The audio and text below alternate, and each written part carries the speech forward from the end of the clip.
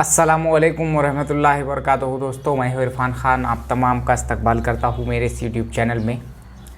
आज के इस वीडियो में जो है मैं आपको बताने की कोशिश करूंगा कि अगर इंशाल्लाह एमपीएससी जो है इस इम्तिहान को शिक्षक भर्ती के अगर ले लेता है, ये प्रस्ताव मंजूर कर लेता है, तो सबसे बड़ा फ़ायदा होगा इसमें कि जो प्रोसेस होंगी हमारी वो लेंदी नहीं होंगी, बहुत फास्ट होंगी। ये मैं गारंटी से कह सकता हूँ, अगरचे कि उसमें कोर्ट मैटर ना हो तब। तो एमपीएससी बहुत ही ज़्यादा पारदर्शक जो है। अगर एमपीएससी नहीं भी लेता है तो जो मेरिट होती है वो कैसे जो है तय होती है, मैं आपको ये बताने की कोशिश करूँगा। अगले 5-7 मिनट में आप मेरे साथ पूरे तरीके से जो है मेरा ये वीडियो देखने की कोशिश करें।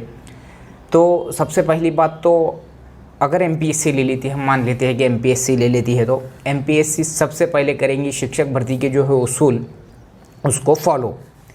अब अगर एमपीएससी के ज़रिए ये भर्ती होती है तो वो सुन के लेंगे हमारे शिक्षण विभाग से ये तमाम उसूलों को। खासगी कंपनी तो ना ले, मेरी यही जो है वो ख्वाहिश है। तो एमपीएससी लेंगी हमारी इस वैकेंसीज़ को, रूल्स को समझेंगी और फिर डिवाइडेशन करेंगी जगहों का। अब हमारे पास एक ऐसा होता है कि आम तौर पर जो एमपीएससी भर्ती करती है, कि एमपीएससी जो भर्ती करती है वो होती है प्री मेंस और इंटरव्यू। मेरी इस बात को जो है आप बहुत बगौर सुनिए और समझिए कि मेरिट लिस्ट या मेरिट कैसे जो है तय होगी या तय होती है शिक्षक भर्ती में। फ्रेशर्स स्पेशली मैं कहने की कोशिश करूंगा, 2017 से पहले जो लग चुके हैं उनको तो मालूम है, 17 के बाद में जो अब इंतज़ार में है 5 साल से वो लोग, तो उर्दू मीडियम के तलबा ये समझे कि वो उसको डिवाइड करेंगे। आपको पता है कि सबसे जो है पहले ऊपर में आता है जो कि अनरिजर्व्ड जो कैटेगरी होती है, जिसको हम लोग हैं ओपन वाले, ओपन होती है। उसके बाद में होती है OBC, EWS, NTC, NTB, NTD, उसके बाद में एससी, एसटी, ये तमाम चीज़ें, ये मेन कास्ट है।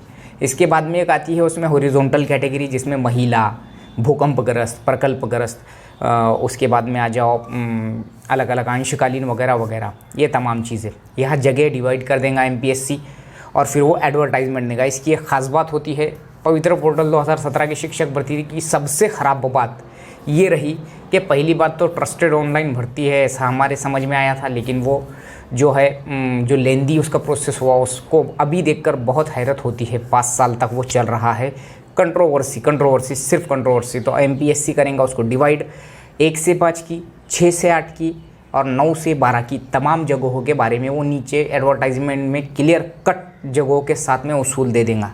उसूल क्या कहते हैं हमको पता है, मैंने पहले ही बताया। पहली से 8वीं पे दोनों टीईटी लगेंगे, ग्रेजुएशन लगेगा। अगर पहली से 8वीं पे हम लोग अगर फॉर्म भरना है हमको, तो वो बता देगा एमपीएससी। अगर ये क्राइटेरिया हम क्रॉस नहीं करते तो हमारा फॉर्म ही नहीं लेगा, ठीक है। 18 से तो 38 साल तक हम लोग के ओपन के लिए और 43 साल तक जो है कास्ट के लिए होती है।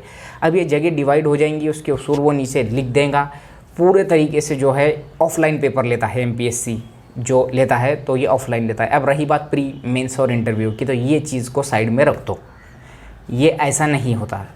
एमपीएससी की राज्य सेवा स्टेट जो सर्विसेज होती है, इसमें क्लास 1 के वो जो अधिकारी होते हैं, इनका वो चयन करते हैं प्री मेंस इंटरव्यू के ज़रिए। क्लास 2 में पीएसआई, एसटीआई, असिस्टेंट, एएसओ, ये तमाम जो चीज़ें होती है, ये तमाम जो पोस्ट होते हैं क्लास 2 के, सुपर क्लास 2 में जो आते हैं, तो इनका वो प्री मेंस और इंटरव्यू लेकर सिलेक्शन करते हैं। लेकिन मैं ये बात क्लियर करता चलूँ, करते थे।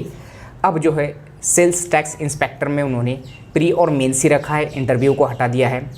असिस्टेंट एएसओ जो होता है मंत्रालय का, उसमें भी उन्होंने जो है ये बंद कर दिया है। अब रही बात पीएसआई, पुलिस सब इंस्पेक्टर की, तो उसमें अब एमपीएससी जो पहले जो था ग्राउंड, प्री मेंस और ग्राउंड, ये ग्राउंड तो लेना उसमें ज़रूरी है, क्योंकि उसमें जो है बॉडी को देखा जाता है पुलिस की जॉब में।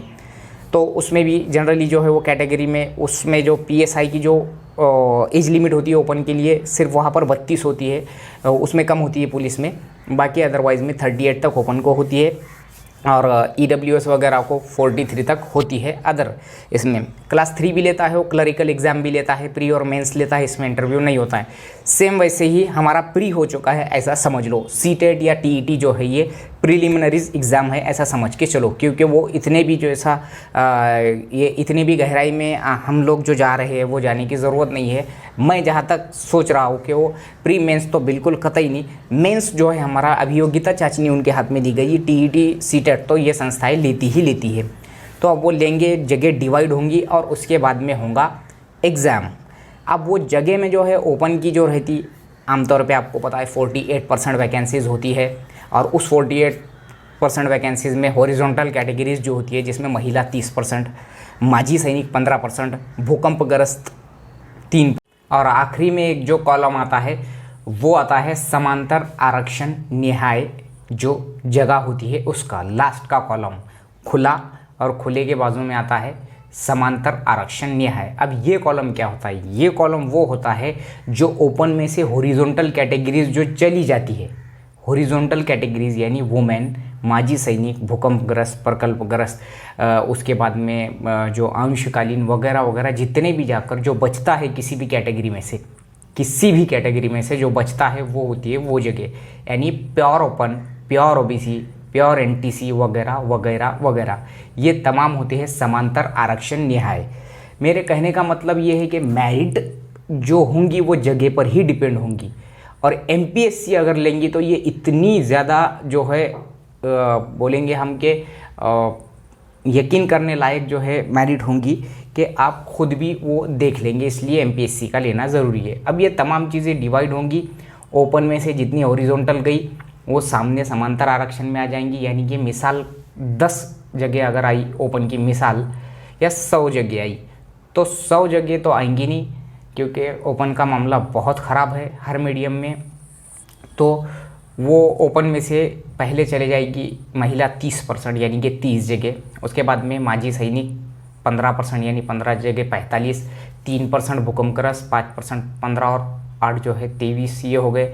इसके बाद में अंशकालीन 5% 28, ये ऐसा समथिंग समथिंग करके जो समांतर आरक्षण में बचेंगी वो समझो 100 में से 30 या 20 जगह जो है 25-30 जगह 35 जगह बचेंगी मिसाल के तौर पे। वैसे ही हर कास्ट में ओबीसी की टोटल जगह आई समझो 300, तो 300 में से सबसे पहले 3 या 90 जगह चले जाएंगे महिलाओं के लिए, ओबीसी महिला।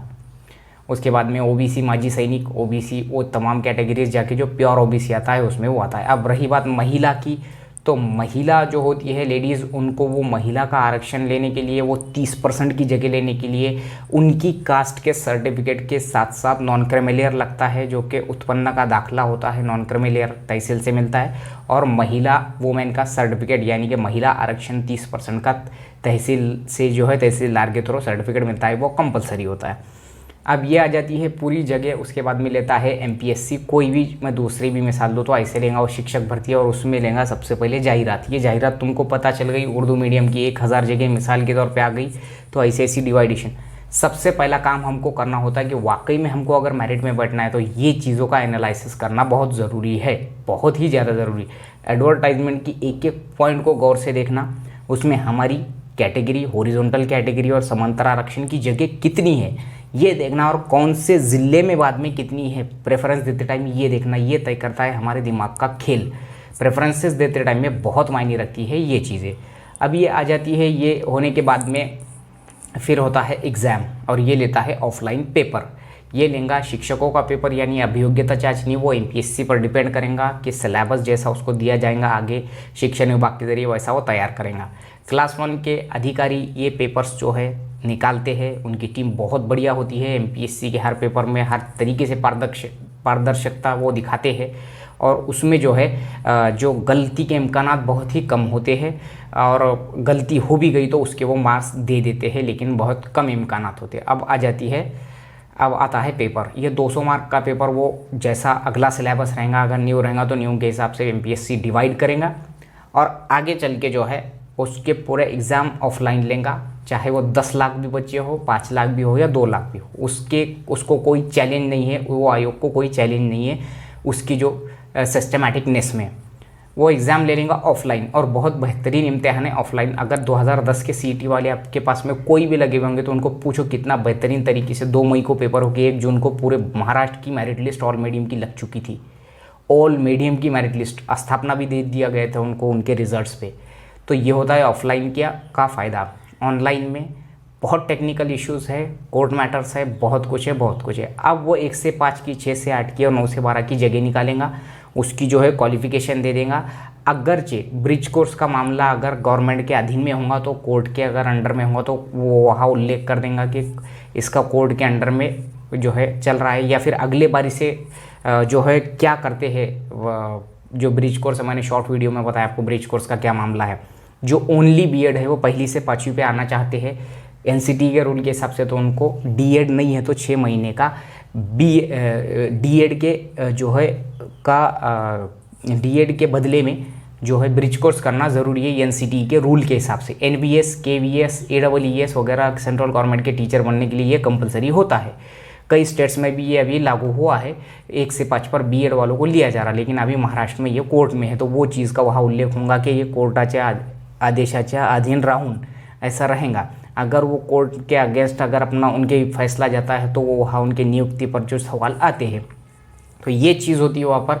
उसके बाद में आपको वो तमाम जगह दे दी जाएंगी। 9वीं 10वीं 11वीं 12वीं पे उर्दू मीडियम की इस बारे में क्या वैकेंसीज आती है ये देखना ज़रूरी है। जो मेरा ये BA BEd BSc BEd non TET देख रहे होंगे, MA BEd MSc BEd non TETs Urdu medium देख रहे होंगे, तो मैं उनको ये बताता चलूँ कि आप लोगों की वैकेंसीज बहुत ही ज़्यादा कम आती है, क्योंकि गवर्नमेंट का सिर्फ टारगेट होता है कोई भी शिक्षक भर्ती में 1ली से 5वीं की जगह और 6ठी से 8वीं की जगह, वो भी इस बारी से 6ठी से 8वीं की जगह, नहीं तो जनरली प्रमोशन में ही भरे जाते हैं 6ठी से 8वीं की जगह। साइंस के तो भी ज़्यादा आएंगे, आर्ट्स फैकल्टी, भाषा और समाजशास्त्र की वैकेंसी का बहुत बुरा हाल है, प्रमोशन हो या न्यू भर्ती तो ऐसी आएंगी। उसके बाद में वो 6, 7, 8 दिन में एमपीएससी दे देता है पूरा जो है, जिसको हम कहते हैं आंसर की, प्रोविजनल आंसर की, और उस पर आक्षेप हो तो वो आक्षेप लो बोलता। अगले 8 दिन में ऐसा 15-20 दिन में वो आक्षेप लेके सब क्लियर करके वो सवाल गलत रहे तो उसके मार्क दे देता है। उसके 15-20 दिन में यानी कि पूरे 30-40 दिन के अरसे में पूरी 100% मेरिट लिस्ट हर कास्ट की, हर मीडियम की, हर तरीके से, हर एंगल से वो लगा के तय कर देता है। अब ये उठाकर वो पूरी मेरिट लिस्ट देगा शिक्षण विभाग को, और शिक्षण विभाग करेगा पवित्र पोर्टल को वहाँ से शुरू, और फिर बोलेगा कि भाई ये मेरिट है एमपीएससी के थ्रू जो भी आएंगी वो, और उसमें आपको देने होंगे प्रेफरेंसेस, और ये प्रेफरेंसेस होंगे यहाँ वो डिपेंड करेगा कि आपको आपके कितने मार्क है, आपकी वहाँ वैकेंसीज कितनी थी। जितनी कम वैकेंसी उतनी ज़्यादा हाई मेरिट होती है कोई भी मीडियम में, तो आपकी वैकेंसीज कितनी है ये आपको ये सोच में रहना ही नहीं है। एक भी वैकेंसी रहेंगी या 20 भी वैकेंसी रहेंगी तो कंपटीशन तो है ही है, इसमें कोई शक नहीं। कोई तुमको बोल देगा तो सीटीटी नहीं मिल रही, टीईटी नहीं मिल रही उर्दू मीडियम में, ये चीज़ें 5 साल पहले सही साबित हुई थी, आज वो नहीं है। सीटेट पास करने वालों की संख्या उर्दू मीडियम की बहुत ही ज़्यादा है, ये बात जहन में रखो। टीईटी तो है ही, लेकिन उतनी नहीं है टीईटी, सीटेट बहुत पास की है। तो ये होता है उसका सिस्टम, और ये होता है डिवाइडेशन जगहों का। एमपीएससी अगर लेती है तो सेम टू सेम यही तरीका होगा, और उसमें होता है एक विथ इंटरव्यू और विदाउट इंटरव्यू। विथ इंटरव्यू में उर्दू मीडियम का तो सवाल ही नहीं आता। 9वीं 10वीं 11वीं 12वीं पे एक आध संस्था अगर आ गई तो वो विथ इंटरव्यू वाले पे 1 पे 10 का लेंगी, और वो उनके 30 मार्क में से उनको देंगी। अदरवाइज़ वीडियो आपको इन्फॉर्मेटिव लगा, कैसा लगा, अच्छा लगा तो आपको ज़रूर कमेंट बॉक्स में बताना है। उर्दू मीडियम तक, किसी भी मीडियम तक जो है शेयर करना है। अगर एमपीएससी भर्ती लेती है तो क्या क्या उसमें जो है अच्छाइयाँ होंगी, बुराइयाँ तो है ही नहीं। आपको अच्छा लगे तो लाइक करो, शेयर करो, उर्दू मीडियम में शेयर करो, आप भी सब्सक्राइब करो। अस्सलामु अलैकुम।